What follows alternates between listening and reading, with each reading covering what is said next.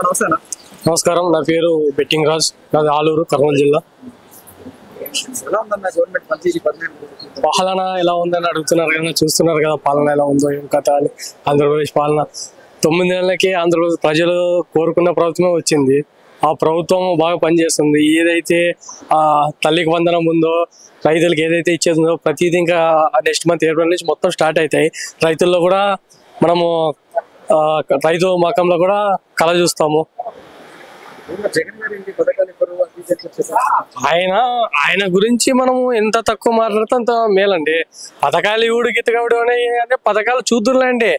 పథకాలు ఎందుకు ఇవ్వరు? ఏప్రిల్ నుంచి చూడండి పథకాలు. ఆయన ఇస్తా అన్నాడు ఖచ్చితంగా. ప్రతి ఒక్కటి ఏదైతే 6 ఉన్నాయో సూపర్ 6 ప్రతి పథకాలు అమలు అవుతాయి. జగన్ లెక్క అరాచకాలు ఏం చేయలేదా? 2019 నుంచి 24 వరకు అరాచకాలు చేసిన దానికోసం ఆయన 11 సీట్లకి 2024లో కూర్చోబెట్టినారు. ఆయనంతా దోపిడీ రాజ్యము. తర్వాత వచ్చేసి 5 ఏళ్ళు దందాలు ఏంది అసలు. అలా బాబు గారు అనేది బాబుకి జగన్కి తేడా అంటే చంద్రబాబు నాయుడు సార్ గారితో జగన్ ని పోల్చడం ఇంత కూడా. చంద్రబాబు ఏమనేది ఆంధ్రప్రదేశ్ కాదు, దేశ ప్రజలకు తెలుసు ఆయన ఏమనేది. మార్పులు ఏమనేది గత 5 ఏళ్ళు ఏం మార్పులు వచ్చాయి చెప్పండి. 19 నుంచి 24 వరకు గత వైసీపీ జగన్ ఉన్నప్పుడు ఏం చేశాడు? ఒక్కటి చెప్పండి, ఏం చేసినాడు? ఏం చేయలేడు. గలాట్లు పెట్టినాడు అందరికి. అసెంబ్లీలోనూ అసెంబ్లీ అంటే దేవాలయం, ఆ దేవాలయంలో బూతులు తిట్టడము అలా చేశాడు. ఇంకేం చేశాడు జగన్?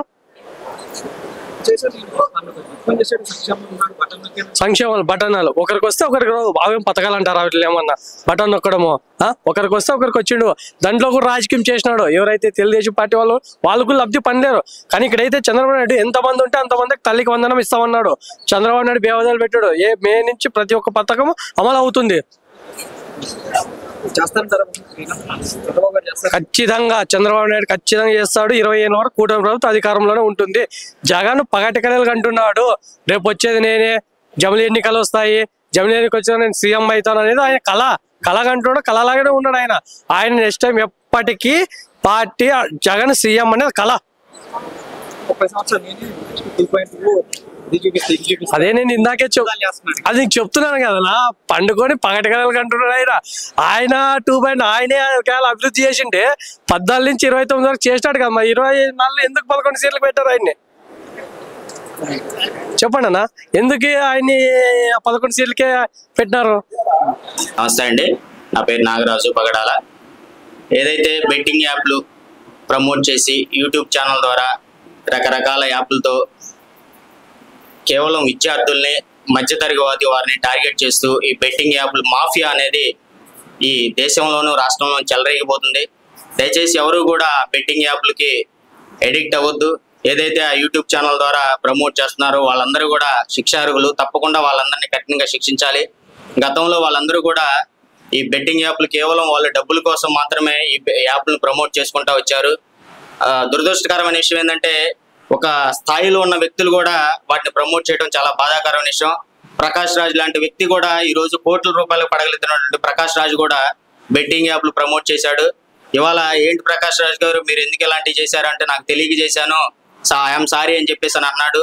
ప్రతిసారి కూడా నేనున్నాను, నేను సమాజానికి నేనే సేవకుడిని అని చెప్పేసి ఉద్ధరించేటువంటి ప్రకాష్ రాజ్ లాంటి వ్యక్తి కూడా ఈరోజు బెట్టింగ్ యాప్లు ప్రమోట్ చేశాడు. దురదృష్టకరమైన విషయం ఏంటంటే ఏదైతే ఈ బెట్టింగ్ యాప్లు ప్రమోట్ చేయడం వల్ల బాధిత కుటుంబాలు ఎన్నో వందల వేల కుటుంబాలు నష్టపోయినాయి. దయచేసి ఇప్పటికైనా కానీ ఆ కుటుంబాలకి ప్రభుత్వ పరంగా న్యాయం జరగాలి. ఈ బెట్టింగ్ యాప్లు ప్రమోట్ చేసినటువంటి వ్యక్తుల నుంచి ఆ డబ్బులు కలెక్ట్ చేసి ఆ బాధిత కుటుంబాలకి అందించాల్సిందే.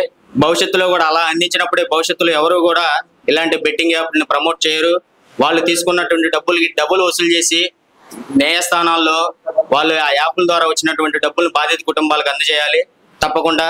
ఎందుకంటే ఎవరు కూడా ఇలాంటి బెట్టింగ్ యాప్స్ ప్రమోట్ చేయడానికి వీల్లేదు. గతంలో ఎన్నో యాప్లతో కొన్ని వేల జీవితాలు నాశనం అయిపోయినాయి. ఇప్పటికైనా కానీ బెట్టింగ్ యాప్లపై ప్రభుత్వం కఠినమైన చర్యలు తీసుకోవాలి. తప్పకుండా ఏదైనా కానీ అవేర్నెస్ ప్రోగ్రాం రావాలి. ప్రతి ఒక్కరు కూడా దీన్ని హైలైట్గా ప్రమోట్ చేసి బెట్టింగ్ యాప్ల జోలికి వెళ్ళకూడదని చెప్పేసి ప్రముఖమైనటువంటి మీడియా ఛానల్లో కూడా ప్రచారం చేయాలి, అవేర్నెస్ కల్పించాలి. అలాగే సెలబ్రిటీల చేత కూడా ఈ బెట్టింగ్ యాప్స్ కి జోలికి పోవద్దు, కుటుంబాలను చిదనం చేసుకోవద్దు అని చెప్పేసి చెప్పించాలి. రాజకీయ నాయకులు కూడా వివిధ చర్చా వేదికల్లో అవసరమైతే చర్చా కార్యక్రమాలు పెట్టాలి. ఎవరు కూడా బెట్టింగ్ యాప్ జోలికి వెళ్ళొద్దు.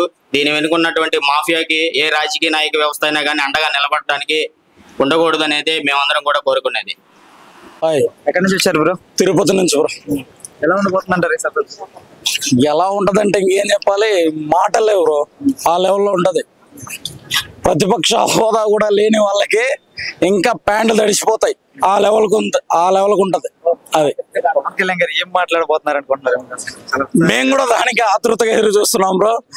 ఖచ్చితంగా మేము కూడా దానికనే ఎదురు చూస్తున్నాం. మేము అనుకున్న విధంగా మాట్లాడతాడని అనుకుంటున్నాం. కానీ మాట్లాడిన ప్రతి నోరు, ఎత్తిన ప్రతి వేలు ఆటోమేటిక్ గా మూసుకుంటాయి, ముడుచుకుంటాయి. అది రీసెంట్ గా చూసారు కదా, వైసీపీ కొంతమంది టార్గెట్ చేసి పవన్ కళ్యాణ్ గారిని విమర్శించి మాట్లాడుతున్నారు. పవన్ కళ్యాణ్ గారిని విమర్శించే స్థాయికి వాళ్ళు రాలేదన్న. ఇంకా వాళ్ళు ఏమనుకుంటున్నారంటే ఎంతసేపటికి పవన్ కళ్యాణ్ అంటే అది ఇది వాళ్ళ రేంజ్కి తగ్గట్టు మాటలు మాట్లాడుతున్నారు. ఎందుకంటే వాళ్ళది లో లెవెల్ ఆలోచనలు కాబట్టి అలానే ఉంటాయి. పవన్ కళ్యాణ్ గారిని నిజంగా ప్రేమించి అభిమానించే వ్యక్తులు ఎలాగంటే ఆయన కోసం నిలబడతారు, ఆయన కోసం ప్రాణాలైనా ఇచ్చేస్తారు. మా లెక్క అర్థమైందా? ఆయన ఏంటో పూర్తిగా తెలిసిన వాళ్ళకే ఆయన గురించి మాట్లాడే అర్హత ఉంది. అంతేగాని చిన్న చితక మాటలు తెలుసుకునేసి పవన్ కళ్యాణ్ గారిని ఇష్టం వచ్చినట్టు మాట్లాడితే మాత్రం అది అసలు వాళ్ళకే ఇబ్బంది. అది డిప్యూటీ సీఎం హోదాలో ఉన్నాడు పవన్ కళ్యాణ్. డిప్యూటీ సీఎం హోదాలో ఉన్నాడు. ఎలా ఉంది 9 నెలలు ఆయన పనితీరు? ఎలా ఉంది 9 నెలల పనితీరు అంటే మీరే కదన్నా చాలా మంది అడుగుతున్నారు. వచ్చి 10 నెలలు అయిపోయింది, ఏం డెవలప్మెంట్ చేశారు, ఏది ఇది పథకాలు ఏవి ఇవ్వట్లేదు, పథకాలు అయితే చెప్పేశారు, దాన్ని అమలు చేస్తారా లేదని కూడా అందరూ క్వశ్చన్ చేస్తున్నారు. బట్ ప్రజలందరూ ఏమనుకుంటున్నారంటే పథకాలు చేరినా చేరకపోయినా ఈ గత 5 ఏళ్లలో ఏం జరిగిందంటే మన ఆంధ్రప్రదేశ్ రాష్ట్ర ప్రభుత్వం ఏమైందంటే చాలా వెనుకబడిపోయింది. దాన్ని మనం డెవలప్మెంట్ చేసుకోవాలంటే ఈ కూటమి ప్రభుత్వం చంద్రబాబు నాయుడు గారి వల్ల, పవన్ కళ్యాణ్ గారి వల్ల అవుతుంది. మీరు ప్రతి ఒక్క పంచాయతీకి వెళ్ళి చెక్ చేయండి అన్న. ప్రతి ఒక్క చోట రోడ్ల సమస్య ఇప్పుడు ఎక్కడైనా ఉందా? ఒక్కటే ఫినిష్ చేసుకొని వస్తారు. మీరేం ఆత్రపడాల్సిన అవసరం లేదు అన్న. పథకాలు ఇచ్చి ప్రజల్ని సోమరిపోతలో చేయడం బెటరా, అవి అందజేసిన దానితో పాటు మన ఆంధ్రప్రదేశ్ రాష్ట్ర ప్రభుత్వాన్ని డెవలప్ చేయడం బెటరా? ఒకసారి ఆలోచించండి. డెవలప్మెంట్ కావాలి, పథకాలు కావాలి. పథకాలు ఇస్తామని చెప్పారు. మేలో నుంచి పథకాలు అమలు చేస్తామని చెప్పారు. చెప్పింది చేస్తారు. పవన్ కళ్యాణ్ గారు ఉన్నారు, ఆటోమేటిక్ గా పని జరుగుతుంది.